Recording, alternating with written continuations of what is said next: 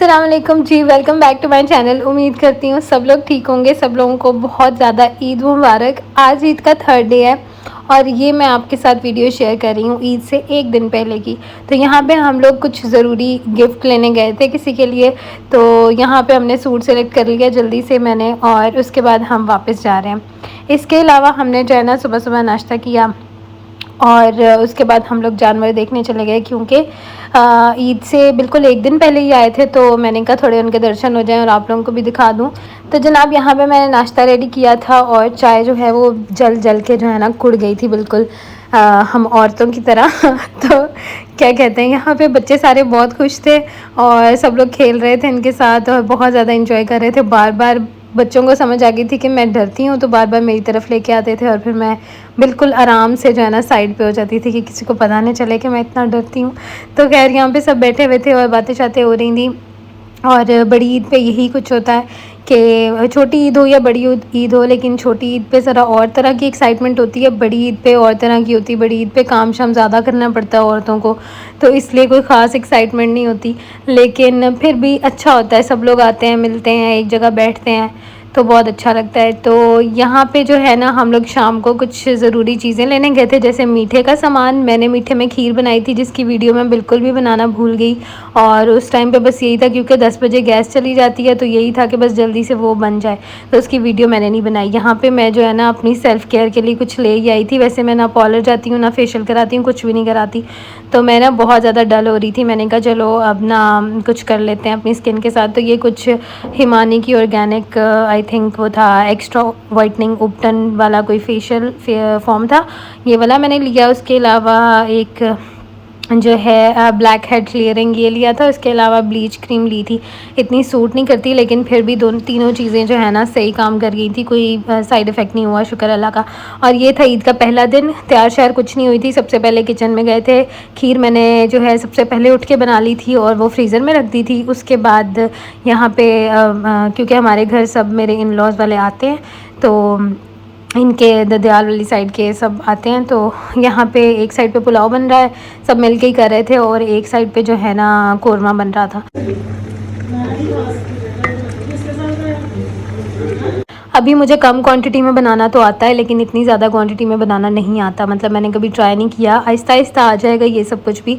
यहाँ पे सैलड कटा हुआ था, इसको हमने 2 तरह की प्लेट्स में जो है ना वो सेट करना था, तो हमने कहा पहले इस तरह से काट लेते हैं, उसके बाद इसको सेट कर लेंगे। यहाँ पर फिर मैं आ गई थी, सब काम शाम हेल्प करवाने के बाद मैं अंदर आ गई थी और चावलों को दम देने वाला था बस। तो फिर मैं अंदर आ गई थी, मैंने कहा तैयार श्यार हो जाते हैं, मेहमानों के आने का टाइम हो गया था, तो आपको प्रेजेंटेबल होना ही पड़ता है ससुराल में। तो जो है ना घर में तो आपको जब दिल चाहे शादी से पहले कपड़े पहनो उतारो, कोई मसला नहीं है। नहीं दिल कर रहा तो नहीं पहनो, गर्मी लग रही है तो बस ऐसे कर लो वैसे कर लो, कोई इतना मसला नहीं होता। तो यहाँ पे जो है ना ये मैंने ड्रेस लिया था छोटी ईद पे महागनी से, तो अब फाइनली स्टिच हो ही गया था। इसकी भी बड़ी लंबी स्टोरी है कि कैसे स्टिच हुआ, ख़राब हो गया था, तो खैर ये अल्लाह का शुक्र है दिन जो है ना ईद का मेरा सही गुजर गया था। और ये सेकंड डे ईद का मैं कुछ भी रिकॉर्ड नहीं कर सकी थी, क्योंकि मैं ऑब्वियसली बहू थी, ससुराल में थी, और सब कुछ मैं हर टाइम कैमरा लेके नहीं घूम सकती मेहमानों के बीच में। तो यहाँ पे सेकंड डे के ये मेरा ड्रेस था ईद का सेकंड डे का, और अब हमारी दावत थी इनके ददयाल में। तो यहाँ पे रेडी हो गई थी मैं, बड़े टाइम से तैयार हो गई थी और मुझे ड्रेस बहुत अच्छा लग रहा था। पहले तो मैं सोच रही थी पहनूँ ना पहनूँ, क्या करूँ, फैंसी हो जाएगा। फिर यहाँ पे सब लोग जो है ना ईद पे प्रॉपर तैयार होते हैं, सबसे कम मैं ही तैयार होती हूँ, लेकिन फिर मैंने कहा चलो अच्छे से तैयार हो जाते हैं। तो क्या कहते हैं, इस तरह से सेकंड डे ना हवस था, इतनी गर्मी थी कि जिसका कोई हिसाब ना हो। और रमीन मैडम मेरे साथ बैठी हुई हैं और ये जो है ना अपनी जो है मस्ती में मगन है। उसके बाद हम लोग चले गए थे उनके घर पे। यहाँ पे सब लोग बैठे हुए हैं, काफ़ी ज़्यादा लोग इनवाइटेड थे। हमारे घर इससे थोड़े से कम कुछ लोग नहीं भी आए थे, लेकिन सेकंड डे क्योंकि पहले दिन सब ने अपनी अपनी कुर्बानी करनी होती है, किसी की कोई मजबूरी होती है तो कोई नहीं भी आ सकता। सेकंड डे प्रॉपर सभी लोग आए हुए थे और बहुत अच्छा लगा था सबसे मिल के, मतलब साल में आपने एक बार ही मिलना होता है ईद के मौके पर, तो इस तरह से। उसके बाद हम लोग जल्दी घर आ गए थे, मतलब हम 1:30 बजे गए थे और 3:30-4 बजे तक वापस आ गए थे, क्योंकि फिर गोश्त वगैरह तकसीम करना था। तो इस वजह से। और उसके बाद सेकंड डे के उसी शाम को मेरी मामा लोग आए, मामा और भाभियाँ, और मुझे इतनी खुशी हुई। यकीन करें, शादी के बाद अगर आपके घर से कोई आपको मिलने आता है तो इतनी खुशी होती है जिसका कोई हिसाब ना हो। तो मैं ना खुशी से, मुझे भूख लग रही थी शाम में, लेकिन मुझे इनके आने की वजह से खुशी से मुझसे कुछ खाया नहीं जा रहा था। बहुत खुशी होती है। और ये मेरा भतीजा माशाल्लाह, इसने रौनक लगा दी है। अल्लाह ताला इसको सेहत तंदुरुस्ती दे और इसी तरह खुशियाँ जो है ना बरकरार रखें। और ईद के मौके, किसी भी मौके पे हम अपने अब्बू को कैसे भूल सकते हैं। अल्लाह ताला उनके दर्जात बुलंद करें, उनकी मग़फ़िरत फ़रमाए और उनको जन्नत में आला मुकाम दें। आमीन सुम आमीन। यहाँ पे हम लोग रात को बाहर निकले थे क्योंकि 2 दिन तो टाइम नहीं मिला था हमें कहीं खुद से घूमने का।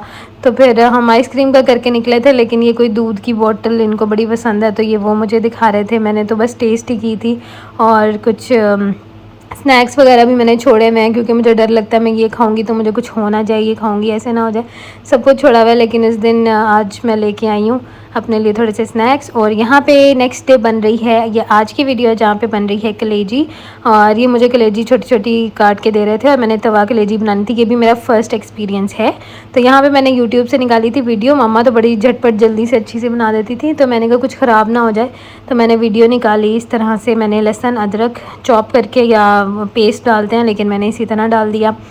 तो यहाँ पे मैं कलेजी इसके ऊपर डाल दी। उसके बाद सारे मसाला जात डाल दें, नमक, लाल मिर्च, काली मिर्च, जो भी आप चाहते हैं वो आप डाल सकते हैं। उसके बाद इसको हल्का सा फ्राई करना है, फिर आग स्लो करके इसको ना बिल्कुल ऊपर से कवर करके रख देना है। मतलब आपने बोटी को ना अंदर से कट करके देखना है, अगर उसमें ब्लड है तो उसको थोड़ी देर और पकाना है, लेकिन इसको ओवर कुक बिल्कुल नहीं करना होता। ओवर कुक हो जाए तो ये बहुत सख्त हो जाती है, तो मज़े की नहीं लगती। इसको एक टेक्निक ही होती है बनाने की, जूसी भी होनी चाहिए और पकी भी होनी चाहिए। उसके दरमियान में बहुत कम टाइम होता है, तो आपको बस वो उस टाइम में उतार लेनी होती है।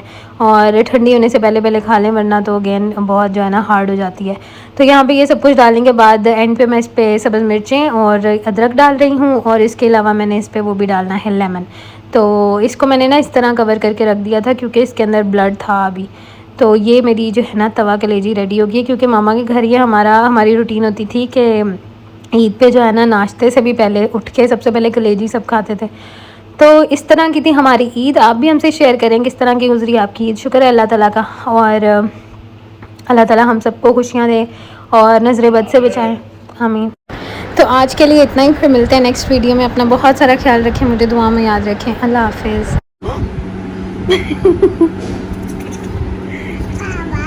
बाबा